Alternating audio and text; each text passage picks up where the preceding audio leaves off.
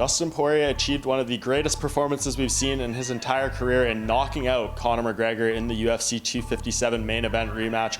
Poirier put on an excellent performance, showing once again why American Top Team, his coach Mike Brown, one of the absolute elite in the game, putting on what he would probably consider a masterpiece. Conor McGregor saying coming in that he was going to put on the masterpiece, but it was Poirier, and now he is in the greatest position you could possibly be in the sport right now. Having that huge highlight win over Conor McGregor, it really puts the world is his oyster at this point in terms of matchups. But what is really going to come next for him? It's kind of hard to say. He's kind of put his foot down post-fight, saying that he doesn't want to fight Michael Chandler next. He does want to fight for that undisputed lightweight title, though. That is the one thing that has eluded him in his career, and I think he's going to be willing to take on any matchup really that is presented to him if it does get him to that belt. And I think if we were going to have a vacant championship fight, assuming Khabib Nurmagomedov does give up that belt, it's got to be Charles Oliveira. Oliveira, in my mind, the most deserving guy, an 8-fight winning streak, 7 finishes, and of course his last win, the only non-finish in that streak against Tony Ferguson. He came oh so close to breaking that arm in that fight. So